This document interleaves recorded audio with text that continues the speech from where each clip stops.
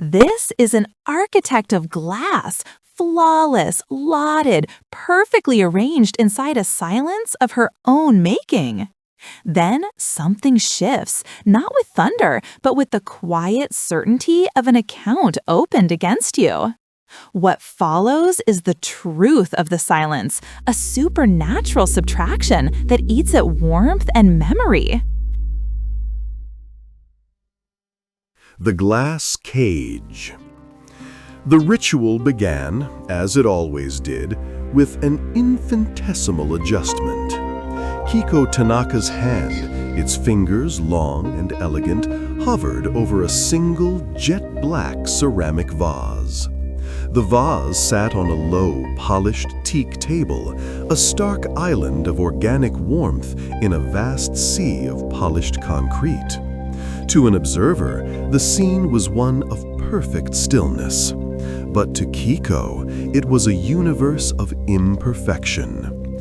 Her eyes narrowed, tracing the line of shadow cast by the vase in the late afternoon sun. It was off by a millimeter.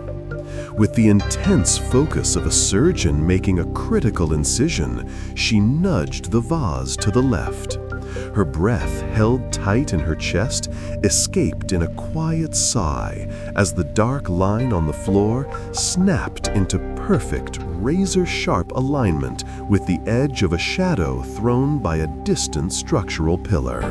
There, the equation was solved.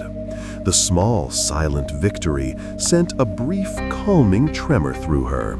This was the source of her peace.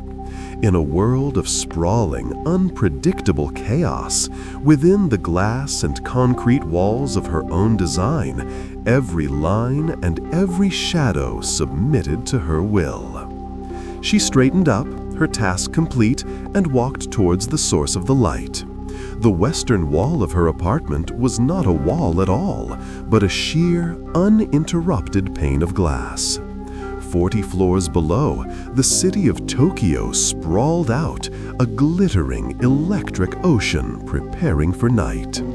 Her gaze swept across the skyline, but she didn't see a city. She saw a portfolio. She saw her own thoughts made solid. Her eyes picked out her creations with the ease of a mother spotting her children in a crowd. There, the Asakura Financial Center, its twin spires piercing the clouds like needles of light, a monument to economic power she had sketched on a napkin. To the south, the Shinjuku Media Tower, a twisting helix of steel and glass, her defiant answer to a seemingly impossible engineering problem. And further on, near the dark patch of the Imperial Palace Gardens, the new National Arts Museum glowed like a landed UFO. Its low, flowing form was her most recent, most celebrated triumph. A sense of distant, academic pride touched her, the pride of an author reviewing her own bibliography. But there was no warmth in it, no joy. It was the sterile satisfaction of a problem solved. The feeling was immediately followed by its shadow, a familiar hollow ache deep in her chest. It was a void as vast and empty as the minimalist space around her. She had authored this world, but she could not live in it. She was a god surveying her creation from a silent, pristine cage of her own making. The silence began to feel heavy, an element with its own physical weight. Seeking to fill it, she picked up her phone from its discreet charging port. She swiped to her favorites and pressed the icon for her son, Kenji. As the phone rang, a hollow electronic sound in the quiet room, she pictured his face. She tried to conjure a feeling of simple maternal warmth, but the image that came to mind was one of respectful distance, of a man admiring a monument. "Mother," he answered. His voice was exactly as she pictured it, polite, admiring, and impossibly far away. There was a half-second pause, a subtle recalibration, before he corrected himself with a small awkward laugh. I mean, Sensei, I saw your feature in Kenchiko Design. The museum looks magnificent. He spoke of her work with the reverence of a student, his words polished and smooth, with no handhold for a mother to grasp. Kiko felt a familiar pang of disappointment, but forced a brightness into her own voice. Thank you, Kenji, but tell me about Hanaka. Did she enjoy her trip to the zoo? I sent a gift. She held her breath, pleading silently for a small personal detail. A story about her granddaughter, a shared, messy human moment that had nothing to do with load-bearing walls or aesthetic theory. Oh yes, she loved it, thank you, Kenji deflected, his tone becoming vague and frictionless. It was very thoughtful. There it was, the polite wall. No story about the monkeys, no anecdote about ice cream, no shared laughter. He was uncomfortable, eager to return to safer ground. The way you cantilevered the west wing of the museum, it defies gravity. It must have been a nightmare of engineering. And just like that, he was no longer her son. He was a deferential colleague talking to Kiko Tanaka, the Pritzker Prize laureate, not his mother. The call wound down with more pleasantries about her work and his polite promises to visit the new museum at the grand opening. Take care, Mother, he said, the word now sounding formal, a title. The line went dead. Kiko lowered the phone, and the silence of the apartment rushed back in, heavier and more profound than before. This was the truth of her life, the final, unchangeable blueprint. A son who admired her, a granddaughter who was a stranger, a legacy written in concrete and steel. And a loneliness so profound it felt like a structural element of the room itself. For years, she had diagnosed the condition herself. It was a flaw in her own design, a sacrifice made on the altar of ambition. Her obsessive focus, her inability to switch off the architect's mind, these were the things that had pushed people away. She had accepted it as a tax levied on greatness. It was a quiet, chronic sorrow she had learned to live with, a permanent, low-grade fever of the soul. She stood before the glass wall, her reflection a faint, ghostly outline against the solid, glittering reality of the city she had built. Her form looked insubstantial, almost transparent. She glanced back at the perfectly aligned vase, its shadow exactly where it should be. Everything was in place. Everything was under control. And the loneliness was so absolute, it had its own perfect, silent, unassailable geometry. Part 2. Demonic Arrival and Revelation. The silence of the apartment was broken by a sound so alien and unwelcome it made Kiko flinch. The harsh electronic buzz of the building's intercom. The sound sliced through the quiet like a vandal's blade across a priceless canvas. She never received unannounced visitors. Her life was a fortress of scheduled appointments and meticulously managed interactions, a system designed to prevent the intrusion of the unexpected. Annoyed and deeply unsettled by this deviation from the norm, she walked to the cool, flush-mounted wall panel, her silk slippers whispering against the concrete. On the screen, a grainy black and white image showed a woman standing in the building's opulent marble-floored lobby. The woman looked profoundly out of place, a drab sparrow that had somehow wandered into a sterile laboratory. She was dressed in a functional, slightly rumpled polyester pantsuit, the kind of garment that has no style, only a long and weary history of being worn. She clutched a thick, dog-eared binder to her chest, its cover straining against a chaotic explosion of colored tabs. She looked less like a threat and more like a perpetually tired civil servant from the municipal tax office, someone who dealt in deadlines and penalties. Kiko's first instinct, a product of a lifetime of insulating herself, was to dismiss it. A lost delivery person, a confused petitioner.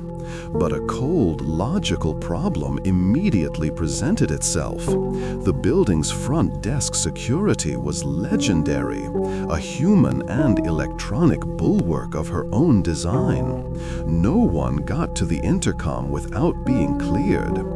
This woman's mere presence on her monitor was a breach in the fortress, a tiny, inexplicable crack in the system. Her annoyance began to curdle into a sliver of deep-seated unease. Against her better judgment, driven by an obsessive need to understand and correct this anomaly, she pressed the button to grant access. A soft chime confirmed the command, a sound she instantly regretted. When the elevator chimed its soft arrival and her apartment door slid open with a whisper of hydraulics, the woman was standing there. She was looking not at the breathtaking view or the minimalist perfection of the space, but down at a page in her binder, her brow furrowed in concentration. She seemed utterly unimpressed by Kiko's life's work. It was merely the lobby of her next appointment. The woman looked up, her eyes weary and devoid of emotion. "Kiko Tanaka?" she asked, her voice a flat, bureaucratic monotone that seemed to absorb the room's light. "I am," Kiko said, her voice clipped and cold. "And you are?" "Grizel," the woman replied, as if stating a case number. "Department of Reckonings and Acquisitions, Subdivision of Legacy Contracts." She stepped inside without being invited, her sensible, scuffed shoes squeaking faintly on the polished concrete floor, a sound that grated on Kiko's nerves. "This won't take long." Kiko felt a surge of indignation. "I'm sorry, I don't know what you're talking about. I have no appointment scheduled. I think you have the wrong—" "No, this is the right place," Grizel interrupted, her tone suggesting that Kiko's confusion was a predictable and tedious part of the process. She sighed, a sound of infinite, soul-crushing weariness, as if this was the 1,000th time she had had this exact conversation this week. Account reference H44/Gamma 9. She said, flipping through several color-coded sections in her binder. The rustle of old paper was an affront to the room's engineered silence. She pulled out a worn form, a multi-page document held together with a large, rusting staple. "This is a final notice regarding the fulfillment and subsequent collection status of a verbal contract." Kiko's mind, a precision instrument honed on logic and reason, immediately began constructing hypotheses. Is this a joke? Some kind of elaborate scam? If you're looking for a donation, you should have gone through my foundation's official channels. She moved to gesture the woman to the door, to reassert control. Grizel didn't even look up from her papers. "Contract initiated on April 12th, 38 years ago," she continued in that same dead voice. "Location, site office of the old Marunouchi Tower project, since demolished. Time, approximately 2:15 a.m. The specificity of it, the date, the long demolished building, the time, bypassed all her logical defenses. It wasn't a blow. It was something quieter, more fundamental. It felt as if a critical, load-bearing pillar deep inside her mind, a pillar whose existence she hadn't even registered, had just silently turned to dust. The world tilted on an unseen axis. Her breath hitched, and the pristine apartment around her seemed to momentarily warp at the edges. Her mind flashed back, an unwilling projection onto the screen of her memory. She was 24, her designs rejected, her ambition dismissed by the senior partners as derivative. She was weeping in frustration in a cold, temporary office in the middle of the night, surrounded by blueprints that felt like failures, utterly and completely alone. She remembered crying out to the empty room, to the uncaring city, that she would give anything to make her mark, to have them all see. Griselle finally lifted her head, her tired eyes meeting Kiko's. There was no malice in her gaze, no supernatural fire, only the profound indifference of an employee stating the facts of a case file that had been sitting in a queue for nearly 4 decades. The wish, she clarified, tapping a specific line on her paper with a chipped fingernail, was to be recognized as an indispensable visionary, to make a permanent mark. Griselle's gaze drifted for a moment toward the window, at the skyline Kiko had built. The wish was granted in full. Your structures have redefined the architectural landscape of this city. The contract terms have been met, the asset has reached full maturity, and the account is now scheduled for final processing. She flipped to a new page in her binder, the crisp snap of the paper echoing like a gavel in the suddenly cold room. I am here to audit the payment history, finalize the collection, and close the file. Part 3. The Inescapable Clause.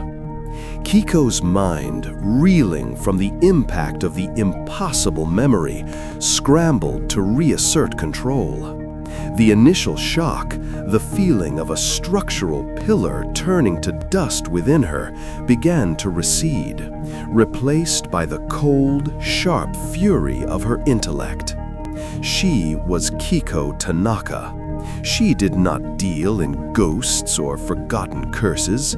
She dealt in physics, mathematics, and the unyielding logic of engineered steel.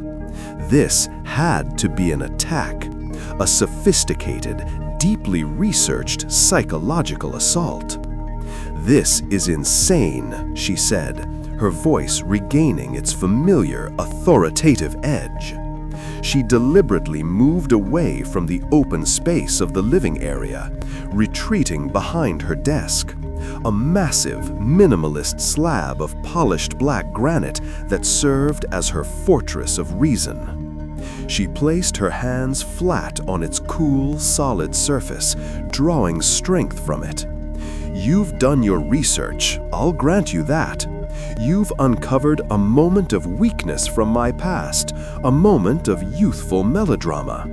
Is this blackmail? Are you representing a corporate rival trying to destabilize me before the museum gala?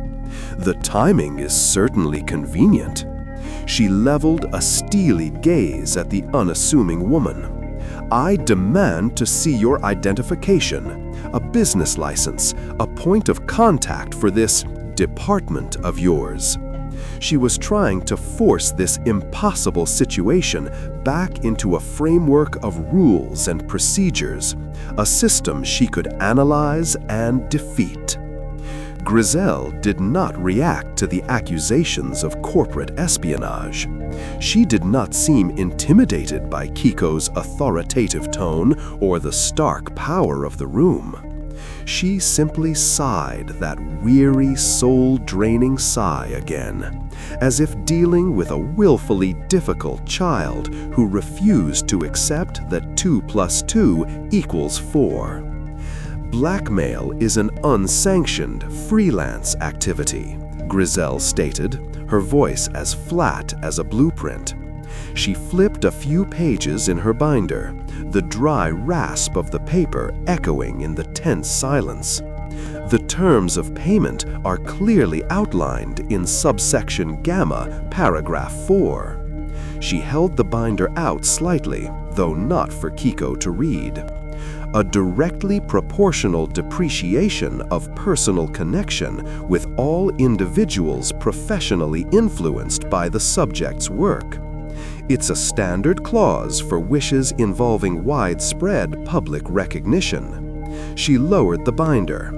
The system balances itself. Fame has a specific gravity. It displaces an equal volume of intimacy. It's just mechanics.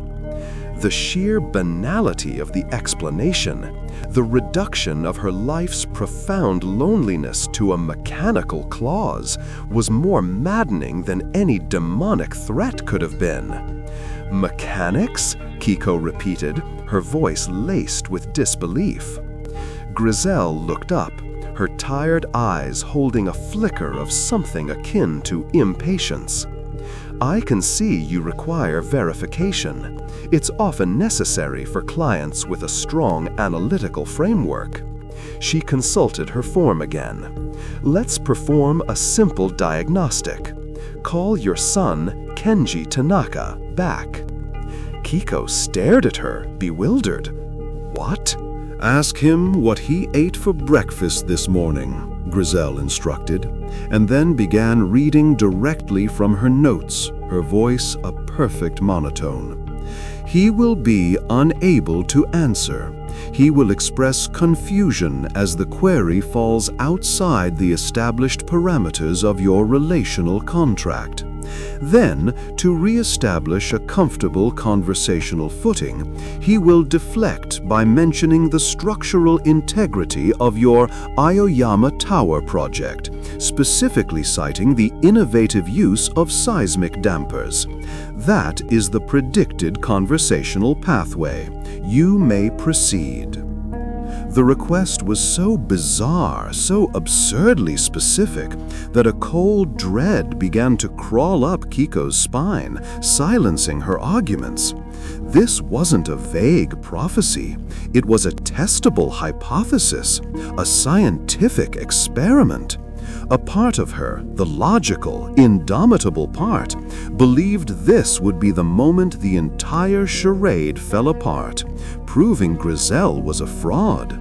With hands that trembled almost imperceptibly, she picked up her phone from the granite desk and dialed. Kenji answered on the second ring, his voice tinged with surprise. "Mother, is everything all right?" Kiko forced her own voice to remain steady. "Yes, Kenji, everything is fine.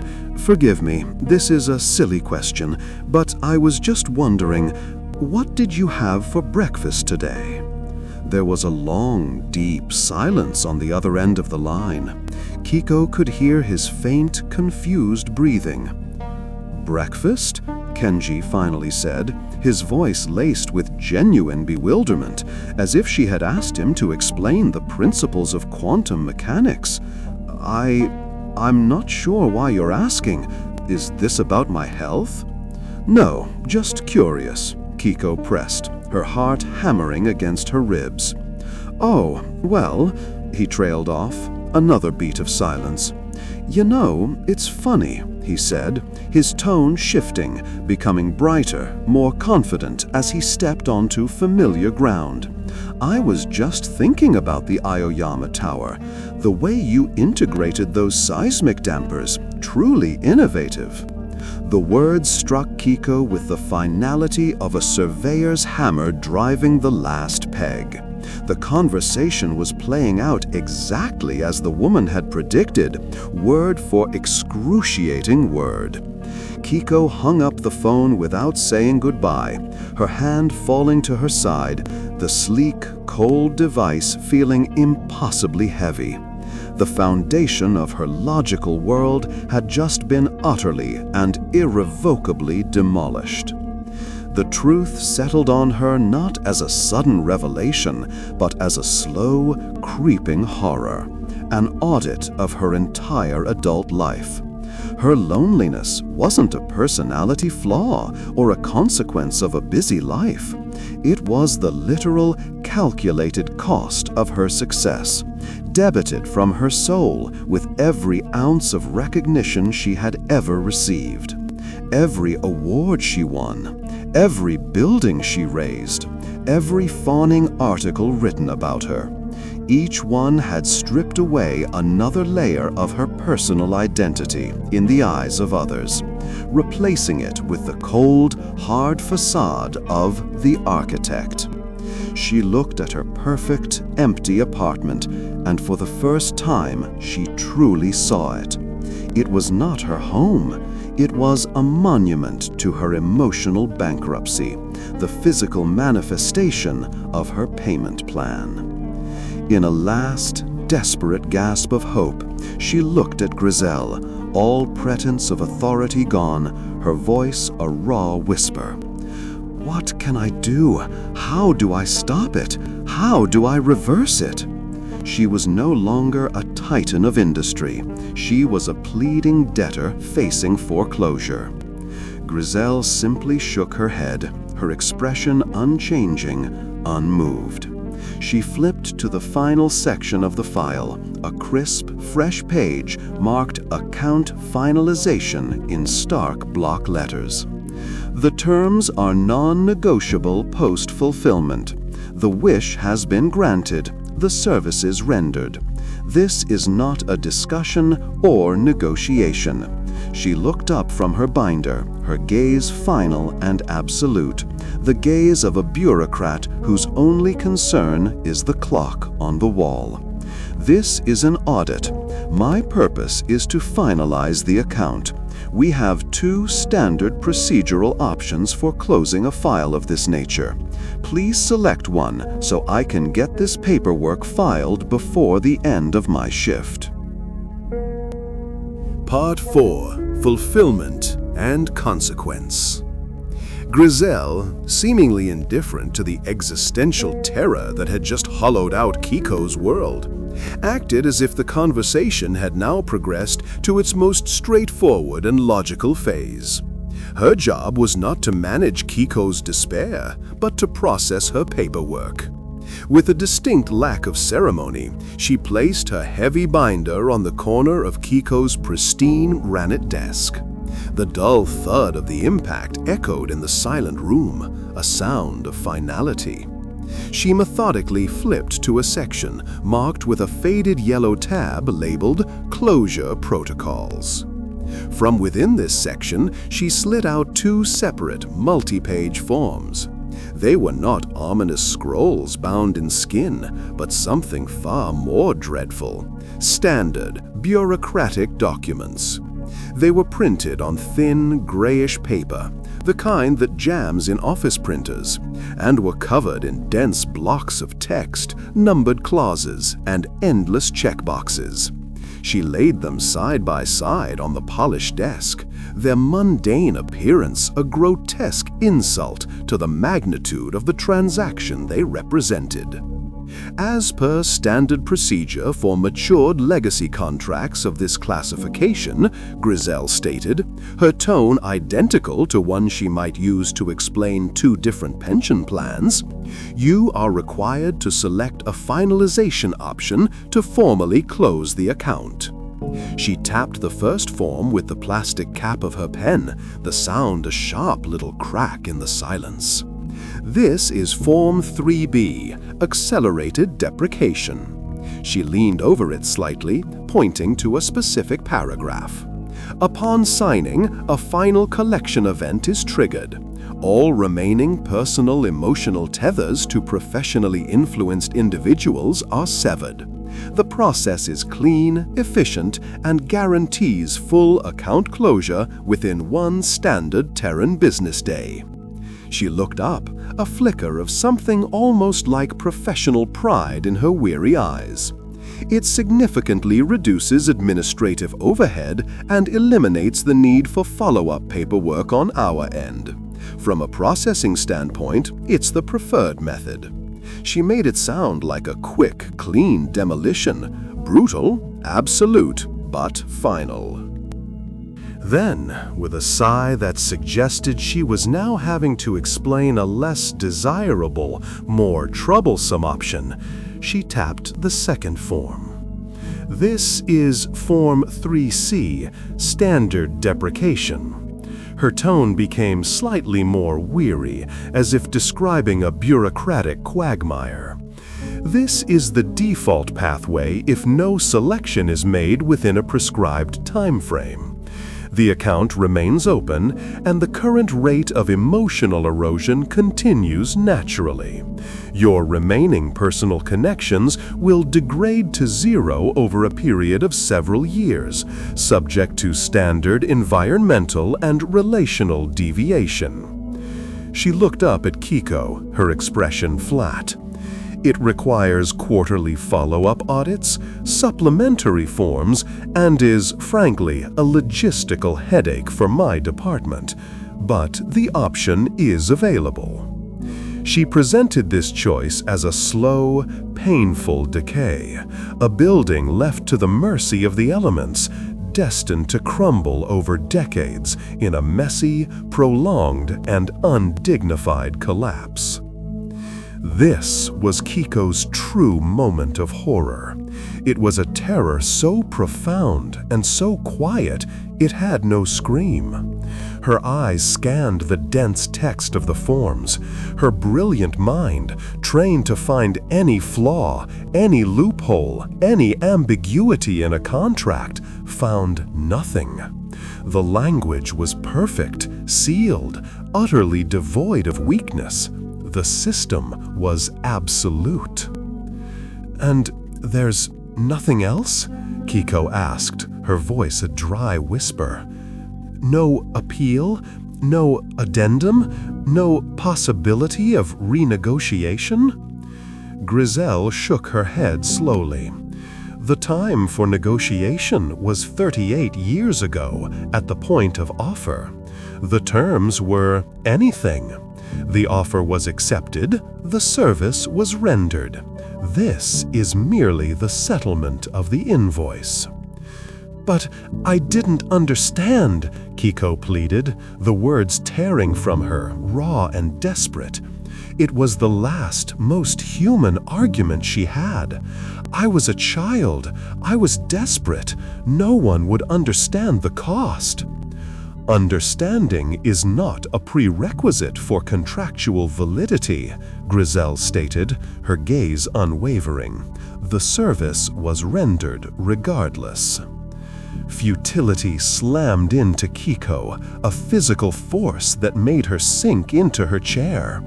Her eyes fell on the forms again, a choice between a landslide and a slow erosion. Her mind recoiled from the logic, trying to find an anchor. She shut her eyes, trying to conjure a memory, a real one, to use as a shield. She found one, Hanako, her granddaughter, at age 3, at a family dinner. Kiko had given her a small architectural block set. Instead of building a tower, Hanako had put one of the blocks on her head like a hat and giggled, a pure, tinkling sound of absolute delight. Kiko remembered the unexpected warmth that had flooded her own chest, a feeling so powerful it had almost frightened her. She clung to that memory, to the sound of that giggle. That, she thought, that is real. I will not let it go. Then, her architect's mind, a cruel and brilliant instrument, projected a future under the terms of Form 3C, Standard Depreciation. She saw herself at Hanako's 10th birthday party. She would hand her a gift, and Hanako would look at her with polite confusion, thanking Ms. Tanaka for the thoughtful present. She saw herself at Kenji's 50th birthday, listening to him give a speech about her professional legacy while looking right through her. She saw decades of these hollow moments, these agonizing near misses, each one a small, fresh wound, until the memory of Hanako's giggle was no longer a warm anchor, but a phantom limb, an agonizing ache for something that was no longer there. The slow decay was not a reprieve. It was a life sentence of torture. Her eyes snapped open, the vision receding, leaving a cold sweat on her skin. She looked at Form 3B, accelerated deprecation. A single, clean, final act. One moment of catastrophic loss, and then silence. An end to the pain of the near miss. It would be a controlled demolition. The charges would be set, the button pressed, and the structure of her personal self would fall inward, leaving behind a clean, empty space where the ache used to be. It was brutal, it was absolute, but it was decisive. Her professional, obsessive nature, the very core of her being that had led her to scream that wish into the darkness, made the decision for her. She could not bear an inefficient, prolonged process. She could not tolerate a slow, messy ruin. She craved the clean, sharp finality of a perfectly executed plan. It was the only form of control she had left in this entire nightmare. She was an architect, and an architect's duty is to choose the best design for the task at hand, however monstrous the project. With a hand that now shook visibly, she reached for the sleek, heavy fountain pen on her desk. It felt as if it weighed 1,000 kilos. She uncapped it, the small click echoing like a gunshot in the vast, silent room. She did not point to the form this time. She pulled it towards her, the paper whispering against the granite. She positioned the nib over the signature line of Form 3B. She held it there for a long, shuddering moment, staring at the empty space where her name would go, the final testament to her own erasure. Then, with a final, ragged breath, she signed. The ink flowed, black and final, forming the characters of her name. It was the most elegant, most destructive line she had ever drawn. Part 5. Resolution. The moment Kiko's pen lifted from the paper, the signed Form 3B began to change. There was no flash of light, no clap of thunder. The process was as quiet and bureaucratic as the entity overseeing it. The thin, grayish paper simply darkened, its edges curling inward as if touched by an invisible heat. It dissolved, not into ash, but into something finer, collapsing into a small, neat pile of black dust that smelled faintly of burnt toner and old, dry filing cabinets. Griselle, with the practiced efficiency of a clerk who has performed this task 1,000 times, produced a small, specialized brush and a clear specimen bag from a pocket within her binder. She meticulously swept the dust into the bag, sealed it with a sticky tab, and affixed a pre-printed label to it.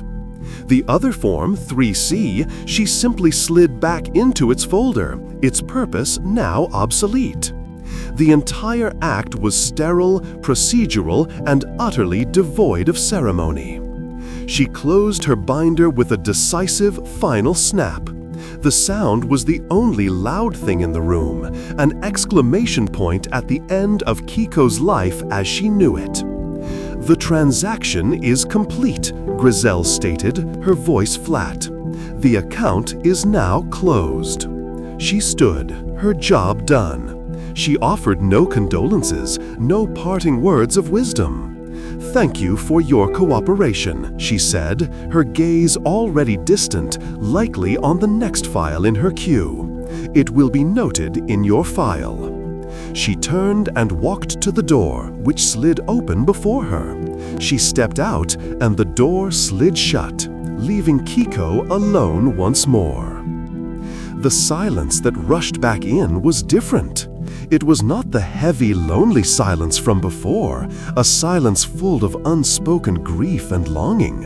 This was a new silence, a lighter, emptier, and far more terrifying silence.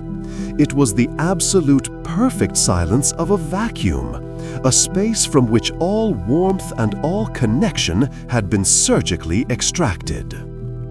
1 week later, the silence was replaced by the roar of acclaim. Kiko stood at the center of the grand atrium of the National Arts Museum, her crowning achievement. The space was vast, a cathedral of concrete and glass, filled with the murmur of hundreds of voices, the clinking of champagne flutes, and the soft ambient music of a string quartet. She was immaculate in a black architectural dress by Issey Miyake, a living statue at the heart of her own creation. She was surrounded by a sea of admirers, politicians, critics, fellow artists, and wealthy patrons. They looked at her with expressions of awe, reverence, and respect. She was the center of their universe tonight. She smiled, nodded, and accepted their effusive praise with a serene, practiced grace. Through the adoring crowd, she saw her son, Kenji, making his way towards her. He was holding his young daughter, Hanako, by the hand. For a single horrifying moment, a phantom pain lanced through Kiko's chest, a neurological echo of an emotion she no longer possessed, like the ghost of a limb that had been amputated.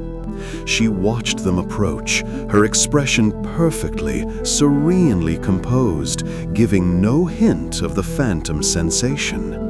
Kenji stopped before her. He did not hug her. He did not even smile with familial warmth. His expression was one of profound professional respect, the look a young, ambitious architect would give to a living legend he could scarcely believe he was related to. "A masterpiece, Miss Tanaka," he said, shaking her hand firmly. His grip was formal, respectful, and brief. "A true testament to your vision. This building will be studied for generations." Kiko's gaze lowered to her granddaughter. Hanako, dressed in a small, pretty dress, stared up at her. Her wide, curious eyes took in Kiko's famous face, her severe haircut, her elegant dress. She was looking at her the way a child looks at a famous painting or a large, impressive statue in the museum. There was no recognition, no love, no fear. Just neutral, childish curiosity for a significant object in her immediate vicinity. Kenji smiled, a proud, distant smile, and patted his daughter's shoulder. "Come, let's get you some juice," he said, guiding her away into the crowd, leaving Kiko standing alone. Kiko watched them go, her serene smile never faltering. Her son, her granddaughter, swallowed by the sea of admirers. She raised her glass of champagne and took a slow, deliberate sip. The bubbles fizzed on her tongue, a purely physical sensation, meaningless and brief. She was surrounded by people, yet she had never been more alone. She had achieved everything she ever wished for. She had made her mark. She was an icon, a landmark, a visionary. She was a name on a plaque, an immortal presence in the world of architecture. And as she stood there, a perfect, celebrated statue in the center of her own magnificent hall, she had become nothing but an echo. Thank you for listening to The Architect of Echoes from the series The Unpaid Debt. If this stayed with you, subscribe so that echoes return.